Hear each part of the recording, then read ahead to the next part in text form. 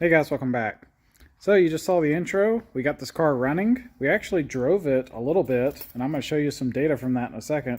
Apologies, I don't have videos of it driving yet, but this car, you got to have both hands on the steering wheel, so I got to get a camera and that I can mount to the roll bar or something. But I wanted to go over a couple things. I'm going to show you a data log and go over some really cool math to show you how it's performing, because that's very interesting. But all right, so a couple of interesting facts. When this thing is cold, the idle's higher. If you click it in reverse, it chirps the back tires. So I think that's just, it's never done that before, but I think it's just having aggressive, you know, transmission, and the back end's a lot lighter, so that's kind of cool. We tested, it does do a burnout. We got our trans brake working. Check this out. I even put labels. So we got our bump in button and our trans brake button. And then here's our cluster. We actually put all of our labels finally, so now you guys know what this stuff does, and so do I. Pretty nice improvement. We put braces on this, so when we drove it the first time, we've actually driven it a couple times. The first time was very, very little, and I could tell this thing was flopping all over the place. I couldn't really do anything, so we put some bracing. Seems to work, so simple enough.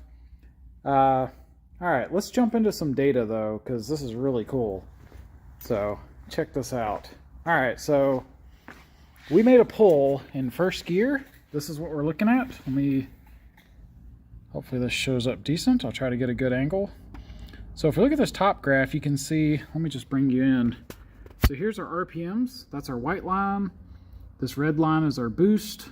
And then this is throttle position. So green is throttle.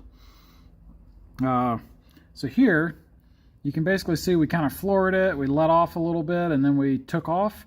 So what I did was I floored it for like a couple seconds, dropped the trans brake, got scared, let off the gas, got back in it, and stayed in it, and we revved it out through first.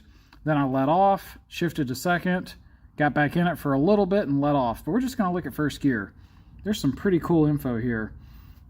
Okay, so check out this bottom one. So if we come over here, here's the labels. So we got pulse width, duty cycle, volumetric efficiency, and lambda. Now here's what's interesting. Let me pull up my fuel table, because this is going to make a lot of sense when you see this. Here's my fuel table.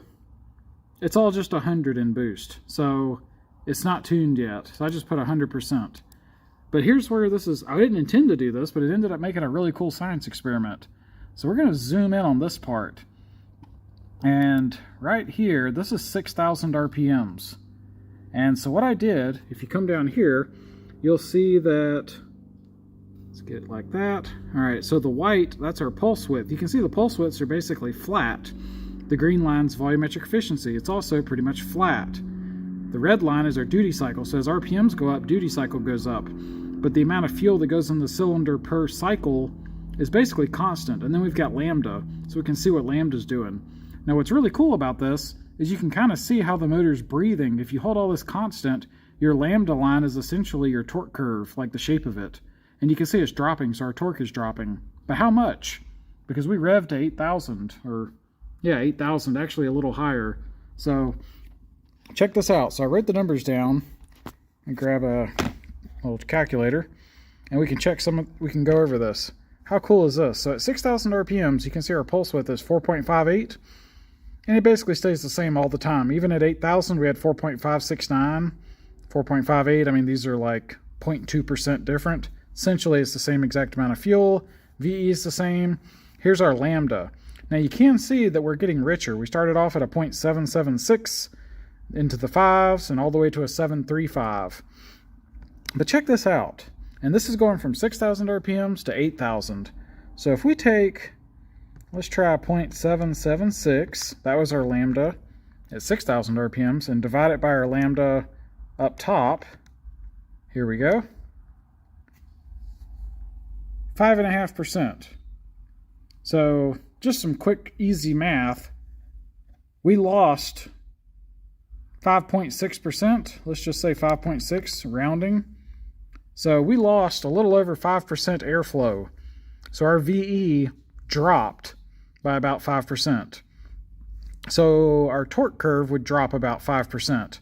But whatever torque we're making, like let's say we were making 100 foot-pounds, right?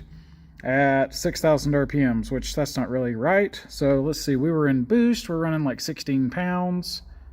I don't know what that would be, but I don't know. Let's just say 300 to make the math easy.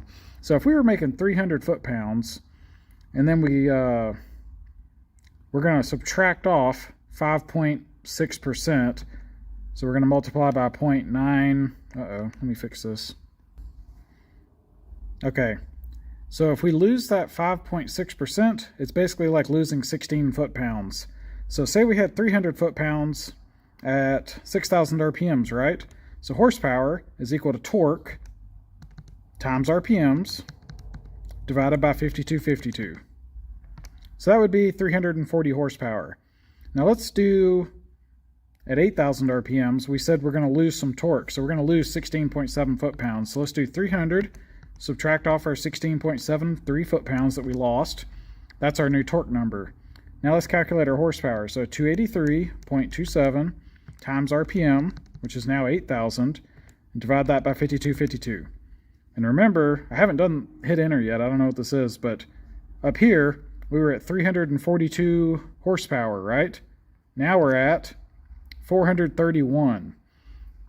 So we went from 340 at 6,000 to 430. So that's like 90 more horsepower. So what does that tell you? Well, she hasn't died off yet. This motor's breathing really, really well to be able to make power like that. Let's run the numbers that say 7,500. Let's just see what happens. So horsepower, what's our lambda? 0.755. So if we do 0.755 divided by 0.776. So we've lost 2.7% of our torque times 300. So it's 8, a little over 8. So we're making like, let's just call it 9. So we'd be making 291 foot-pounds times our 7,500 RPMs divided by 5252, 415 horse. So even at 7,500, that's 415, and this calculator won't let me scroll up, unfortunately. I don't think it will. No. But anyway, you can see it's still building power from 7,500 to 8 grand. It's still building. We haven't died off yet. So that's pretty cool that it's still making power. So this is good. This is what we'd like to see. We've built a setup that can breathe up top. Now, on a typical Miata, if you tried to do this and hold a constant pulse width and constant VE, this thing would get rich as hell up top because Miata motors just don't breathe very well. This motor's breathing quite well. Relative to 6,000 RPMs, we've only lost like 5-6%. So that's kind of fantastic. That's a good sign for what's to come. Now those numbers, I just picked 300. I don't actually know what torque this thing's making, but I don't know. I guess it's possible it could be making that much. I don't know. Let's just don't worry about the absolute numbers because I made it up. But the point was the trend. The trend is, hey, is torque falling off up top? Yes. But it's not nosediving. Like stock Miatas after like 5,500, 6 grand. Like if this was a dyno, stock Miata torque curves look like this. Like they just die up top, and this is like 6,000 RPMs. So if you tried to rev a Miata out to like 8K, they don't really like it. What this motor did was it dropped, but it only dropped like this, like just a tiny little bit. So a little bit, but not too much.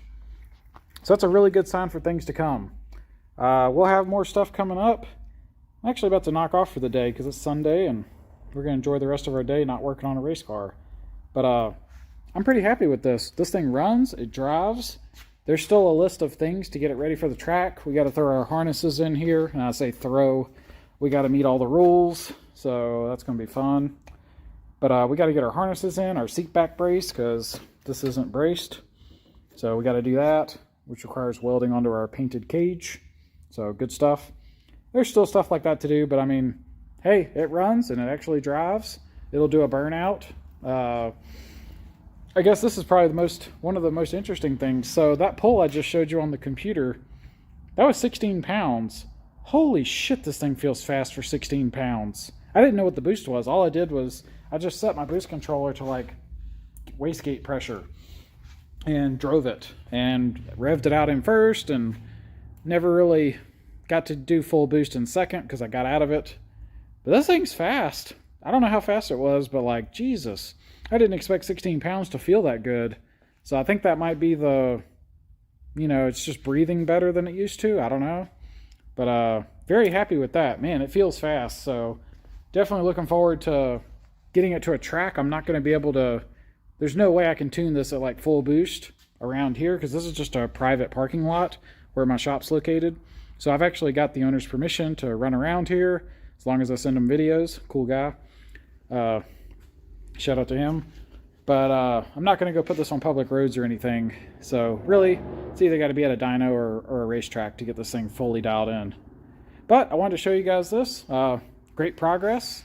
We'll hopefully have some either dyno or race car racetrack footage coming up soon. So anyway, hope you guys enjoyed this. And until next time, y'all take it easy.